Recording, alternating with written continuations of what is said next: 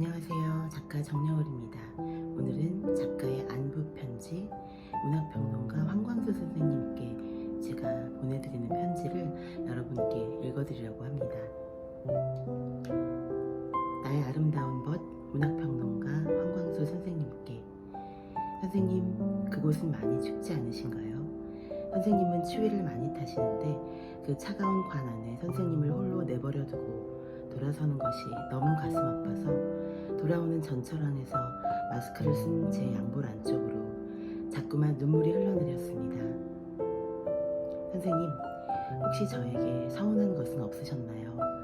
서운함이 있다면 제 모자람이자 어리석음 때문이라 생각하시고 부디 너그러이 용서해 주시면 좋을 텐데, 이상하게도 선생님은 저에게 좀처럼 서운한 말씀, 서운한 행동을 한 적이 없으셨지요. 참 어떻게 사람이 그래요. 아무리 멋진 사람이라도 서운한 구석이 한두 개 정도는 있게 마련이죠. 그런데 정말 몇 달 전에 저에게 딱 한 번 서운한 일이 일어났습니다. 바로 선생님이 저의 도움을 거부하신 순간이었어요. 그날은 눈앞에서 선생님이 힘들어하시는 걸 생생하게 바라보고 있었기 때문에 더 마음이 아팠습니다. 그날 우리들의 고전 읽기 세미나는 6호선 한강진역 근처에서 시작되었습니다. 그날따라 문을 닫아버린 카페들이 많아서 자꾸만 선생님을 더 멀리 걷게 만들어 죄송한 마음이었거든요. 지하철역 근처에는 카페들이 모여있기 마련인데 그날은 무슨 일인지 카페들이 꽉 차 있거나 거리두기 때문에 손님을 받지 않거나 그나마 남은 카페들은 문이 잠겨 있었어요. 큰 길 건너편에는 카페가 있을 것 같아서 선생님을 지하도 쪽으로 모셨는데 지칠 대로 지친 선생님이 그만 계단에 풀썩 주저앉으셨습니다. 제 곁에서 늘 든든하게 버티고 계셨던 선생님이라는 거목이 바로 제 앞에서 무너지는 느낌에 소스라쳤습니다. 제가 반사적으로 선생님을 일으켜드리기 위해 어깨를 들어 올리려고 하니까 선생님이 온 힘을 다해 제 도움을 거절하시는 몸짓이 느껴졌어요. 저는 깜짝 놀랐어요. 선생님을 부축해드리려는 제 마음이 잘못된 것일까? 제가 혹시 뭘 잘못했나 싶어 당황스러웠지요. 선생님은 제 마음을 아셨는지 희미하게 미소 지으시며 말씀하셨지요. 혼자 걸을 거야. 아직은 혼자 걸을 수 있어. 그런데 여울아, 너무 멀리 가지는 말자. 저 모퉁이까지는 혼자 걸을 수 있을 것 같아. 까마득한 제자인 저에게 기대고 싶지 않은 선생님의 마음을 아주 조금은 알 것 같았어요. 하지만 선생님이 저에게 한사코 기대지 않으시려 했을 때, 한사코 혼자 걸으시려 했을 때 처음으로 선생님께 서운했어요. 그게 딱 한 번 제가 선생님께 섭섭했던 순간이었죠. 굳이 딱 한 번의 서운함이라도 찾아야 한다면 말이지요. 사실은 그 순간에조차 저는 서운하기보다 선생님 안에 어떤 무시무시한 꿋꿋함에 감동을 받았지만요. 돌이켜보니 제 주변의 모든 사람들이 아무리 저를 아끼고 사랑해 주어도 한두 번 이상은 저를 서운하게 한 적이 있거든요. 저도 그들에게 그랬고요. 뒤늦게 사과하기도 하고 뒤늦게 섭섭함을 표현하기도 하고, 그렇게 우리들은 서로를 사랑하면서도 서로에게 크고 작은 생채기를 내며 살아갑니다. 기대가 크니 서운함도 크게 마련이지요. 그런데 선생님은 유일하게 제 가까운 사람들 중에서 저를 좀처럼 서운하게 한 적이 없었던 사람이었어요.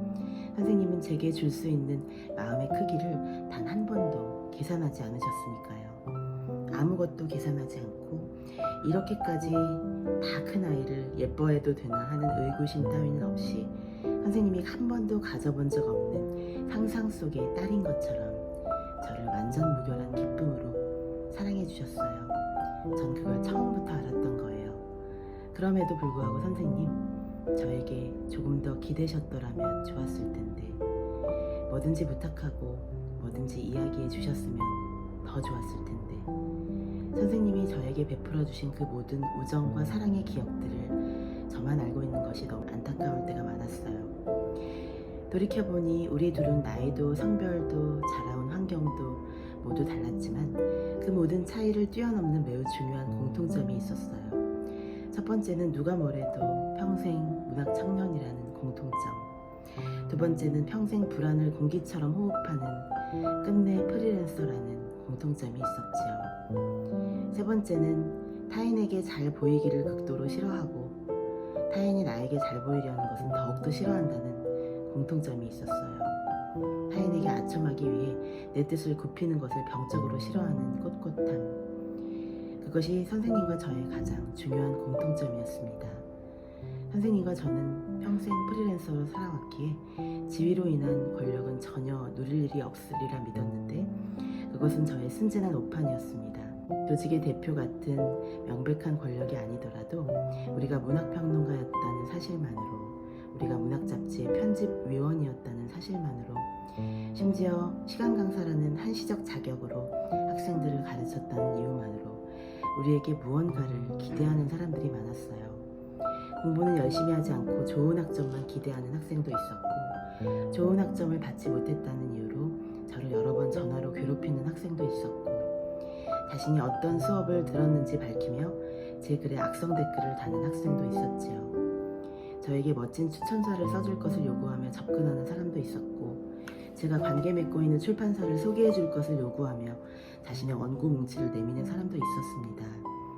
그런 일을 당할 때마다 저는 꼿꼿하게 오직 자신이 옳다고 생각하는 그 길만을 걸어온 선생님의 단호한 눈빛을 떠올렸습니다. 다시 한번 선생님의 그 단호한 일가를 마치 제우스의 번개처럼 제 머리 위로 강력하게 내리꽂히던 그 서릿발 같은 통쾌한 충고를 간절히, 너무나도 간절히 듣고 싶어요. 사람들은 충고나 조언을 싫어하는 시대라고 말하지만 저는 선생님의 충고나 조언을 아직도 절실하게 필요로 합니다. 저는 아무리 성장해도 한참 모자란 존재임을 너무 잘 알기 때문입니다. 저는 여전히 친구가 필요하고 스승이 필요하고, 그리고 무엇보다도 언제나 제 곁에서 제 안에 또 다른 목소리가 되어 저를 응원해주는 선생님이 필요합니다. 수많은 사람들은 매일 서로를 서럽고 서운하게 섭섭하게 만들면서 살아갑니다. 하지만 선생님을 생각하면 그렇지 않은 삶, 서로에게 결코 상처 주지 않은 삶이 가능하지 않을까 즐겁게 상상하게 됩니다.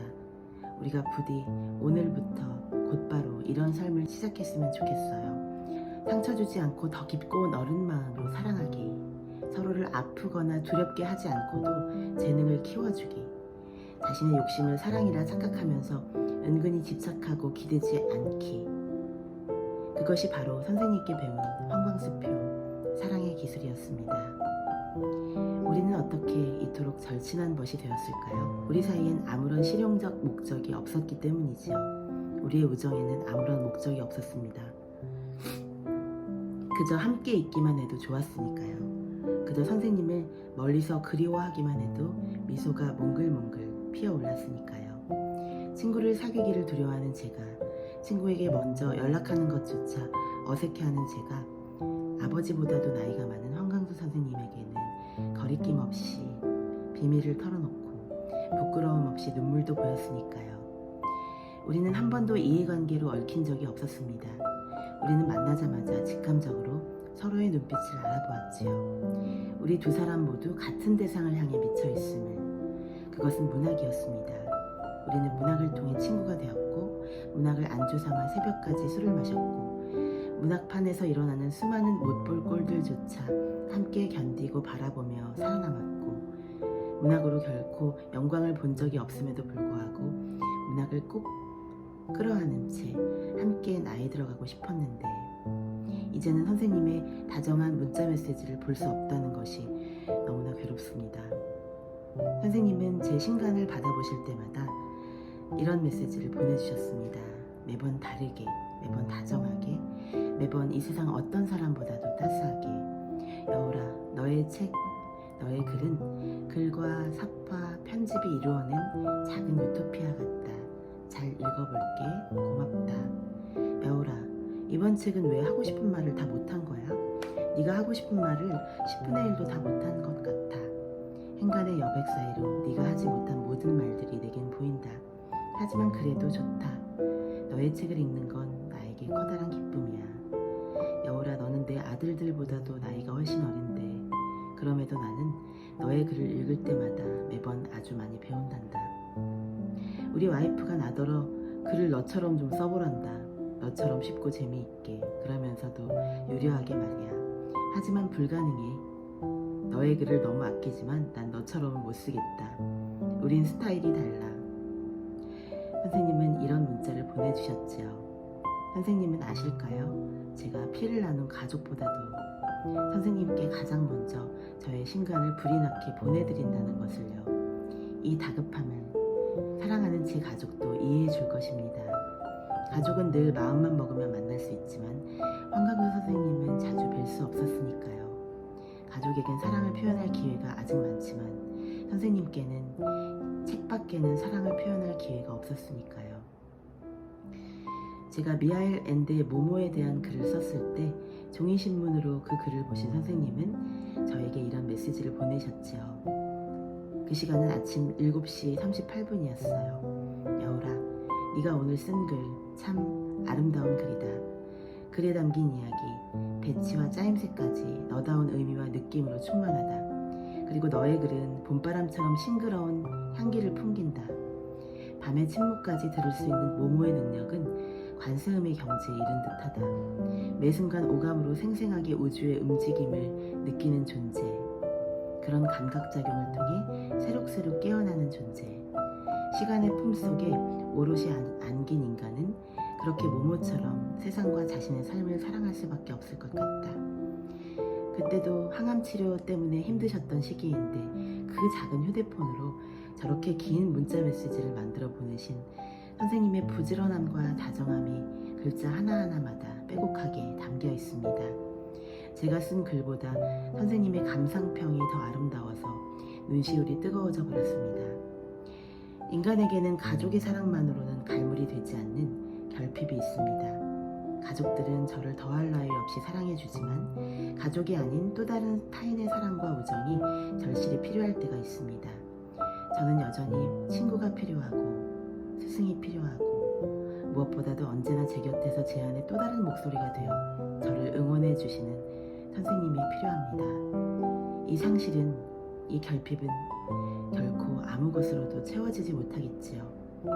선생님이 한없이 낯선 존재인 저를 아무 조건 없이 사랑해 주셨듯이 제가 먼저 사람들을 이해하고 돌보고 보살피겠습니다.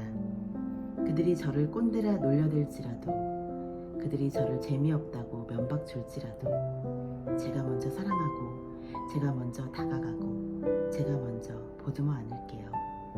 선생님, 이제 고통 없는 곳에서, 굶주림도 슬픔도 원한도 없는 곳에서 부디 향기로운 꿈을 꾸며 저를 기다려주세요. 제 몫의 사랑과 배움과 노동을 다 마치고 저도 언젠가 그곳에 가겠습니다.